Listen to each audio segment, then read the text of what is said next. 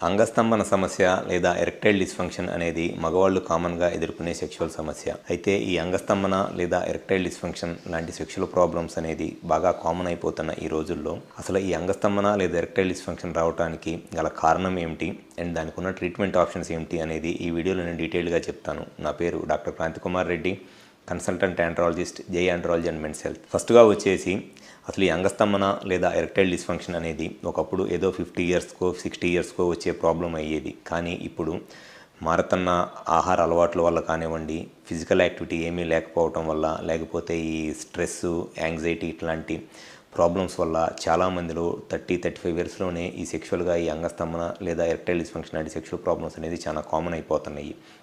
అయితే ఈ ప్రాబ్లమ్స్ రావడానికి ఒక ఫస్ట్ రీజన్ ఏంటి అని అంటే హార్మోనల్ ఇష్యూస్.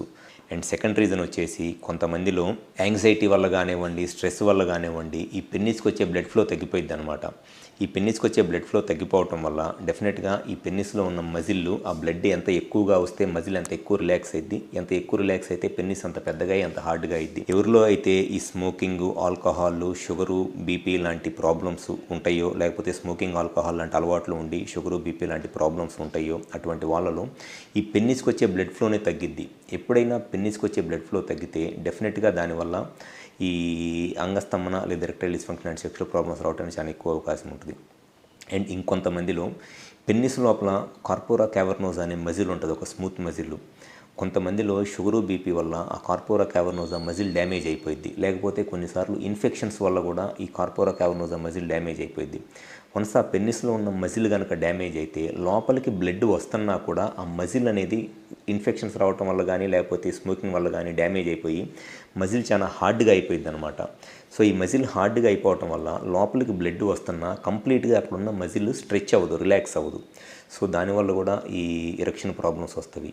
సో జనరల్గా ఎరెక్షన్ ప్రాబ్లమ్స్ రావడానికి ఇవే మెయిన్ రీజన్స్ ఉంటాయండి. ఎయిదర్ హార్మోన్స్లో ప్రాబ్లం కానివ్వండి, లేకపోతే పెన్నిస్కి వచ్చే బ్లడ్ ఫ్లోనే తగ్గిపోవటము, లేదు అని అంటే పెన్నిస్కి బ్లడ్ వస్తున్నా లోపల ఉన్న మజిల్ కంప్లీట్గా రిలాక్స్ అవ్వకపోవటము. జనరల్గా ఈ 3 రీజన్సే ఉంటాయి.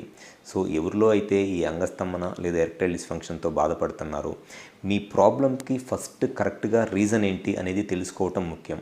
సో మీరు కనుక ఒకసారి సెక్షువల్గా ఏదైనా ఇబ్బంది పడుతుంటే మాకు విజయవాడ, వైజాగ్, రాజమండ్రి మరియు నెల్లూరు ఈ 4 ప్లేసెస్లో బ్రాంచెస్ ఉన్నాయి. ఈ 4 ప్లేస్లో ఎక్కడికి వచ్చి కన్సల్ట్ అయినా డెఫినెట్గా మీకు సెక్షువల్గా ఏ ప్రాబ్లం ఉన్నా 100% నేను దానికి సొల్యూషన్ చెప్తాను.